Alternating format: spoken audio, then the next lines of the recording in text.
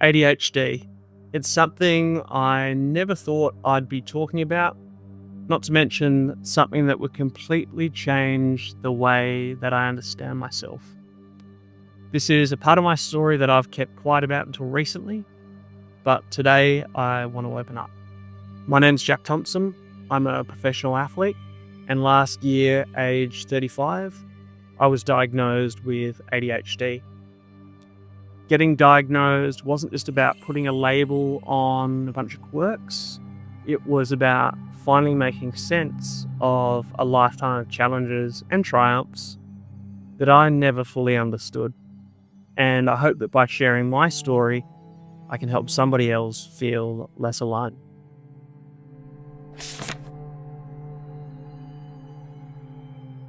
November 2023. At the conclusion of our Mundabitty Dreaming project back in Perth, we were driving to one of the schools for our first mental health presentation, and one of the fellows in the team asked me, "Have you ever thought about getting tested for ADHD?" It really caught me by surprise because I hadn't, and that's because I'd always thought ADHD was hyperactive kids who couldn't sit still, and looking back, that definitely wasn't me. As a child, I was not bouncing off the walls. I was the opposite. I was kind of just away with the fairies, thinking about something else. And so I figured it didn't apply. And in hindsight, having spoken with my parents, they thought the same thing. But something about the question stuck with me, especially given his role working inside a mental health clinic back in Perth. And I was really fortunate because the company he worked for, Okia, they offered me an appointment with one of their psychiatrists, just in case it was something I wanted to explore. And after some careful thinking, I decided to go for it. In the meantime, I started doing research online and listening to audiobooks about ADHD.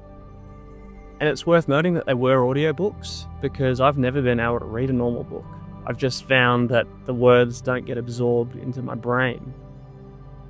And the more I learned about ADHD, the more I started to realize that I actually experience a lot of the less typical symptoms. This was good because I was learning more about why some of my behaviors are the way they are. But I guess it also made me nervous because I started to think, what if this isn't the answer? What if it's just me being bad at life? When the diagnosis came back, I was diagnosed with combined ADHD.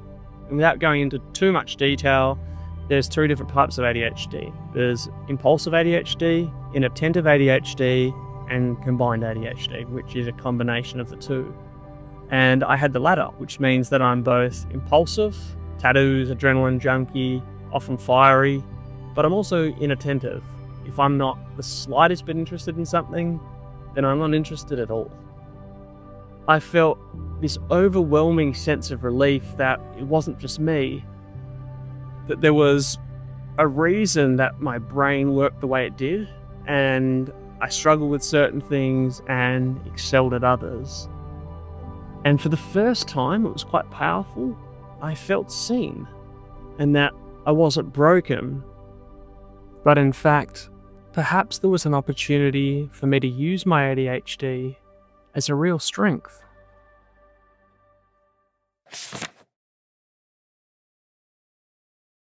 Living with ADHD feels like standing on the side of a highway that you're trying to cross, but the traffic never stops. There's cars honking, there's motorbikes racing by, it's chaos. And that's what my brain feels like all the time. It's a constant flood of thoughts, distractions, and noise. Simple things overwhelm me. If I've got more than 2 tasks to do in a day, like going to the shops and hanging out the washing, it feels like too much and I get overwhelmed and almost hide from doing anything. But at the same time, I can hyperfixate on something I love, like the cycling, for hours. But like I said, if it's something I'm not interested in, then forget it. The motivation just isn't there. Now, if I look back, growing up, this showed up in a million ways. I'd pick up a new hobby or a sport and I'd get obsessed with it for a few weeks and then I'd drop it completely. At school, like I said, I've never been able to read. It was impossible. I'd sit there staring at the pages, frustrated because I just couldn't focus. And then at home, I'd spend hours, trying to make the information sink in because I genuinely did want to do well, but I couldn't. And this led to like a bunch of negative self-talk because I was trying so hard, but it didn't make any difference. And even now, the ADHD shows up in my adult life.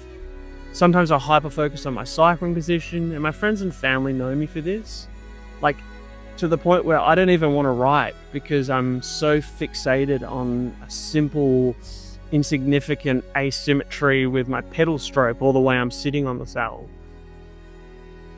In all honesty, I generally don't like to ride in a group because I'm so conscious about the fact that the person behind me is actually watching my asymmetries, and it stresses me out.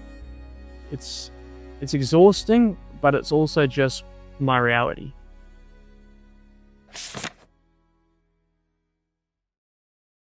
Managing the ADHD has been a journey, and it's something I've been doing for years now, not really knowing that I had ADHD. For me, what I've found is that I need to create structure in the chaos. I'm obsessed with lists. My phone's full of them. I write down everything. Plans, ideas, and even the most basic tasks. That's how I make the world feel less overwhelming, less confronting. Routine's also been a lifesaver.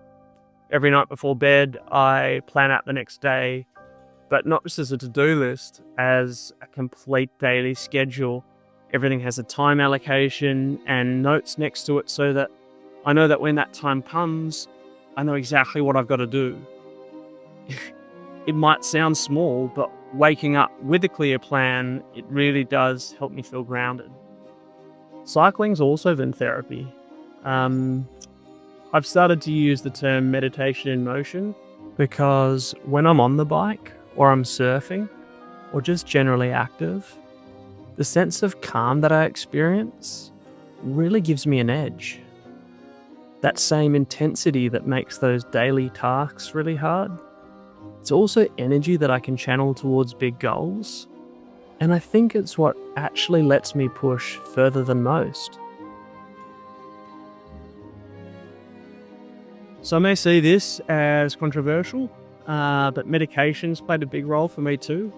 It did take a while to find the right medication and the right dose, but now I finally feel like I can think clearly. I have a calm inside my mind like I've never had before.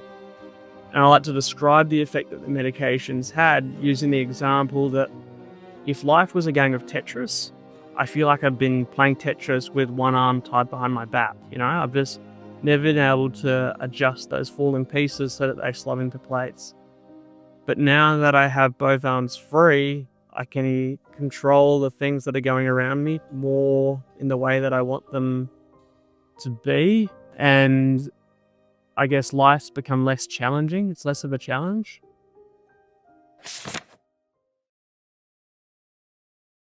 There's so many misconceptions about ADHD.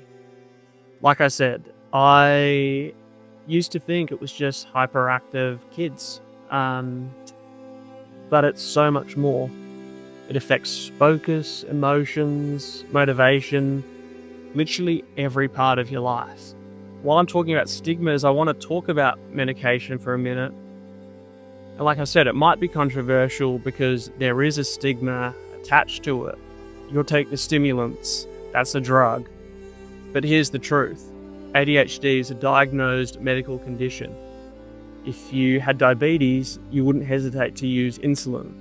If you had a rare skin condition, you wouldn't feel guilty if a doctor told you that you needed to use a special skin cream. For me, taking the ADHD medication is no different. I've been through a thorough testing and diagnosis process. I've spoken at length with both my psychiatrist but also other health professionals. And I've come to the conclusion that for me, I guess everyone for that matter, our goal as humans should be to live our best lives. And if that means taking medication because our body is deficient in something, or our body doesn't work quite the way it's supposed to, then why should we feel ashamed about it? ADHD isn't all bad though. My hyperfocus has definitely helped me to achieve some incredible things. I guess it's why I've been able to push myself to the limits as an ultra cyclist. And the routines I've built to manage the ADHD, they've made me more disciplined and organised in, I guess, every other area of my life. But I won't lie, it is still a challenge. But I've realised that ADHD isn't something to manage. It's something I can use.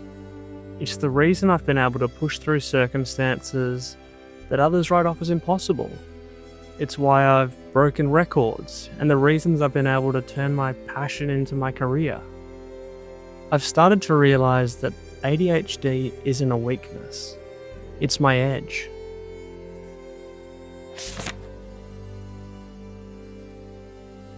I could go on and on, but I think as a first video on the topic, it's probably enough. If any of this resonates with you, if you've ever felt like you're standing on that highway, overwhelmed by the chaos, know that you're not alone. ADHD is tough, but it's also manageable.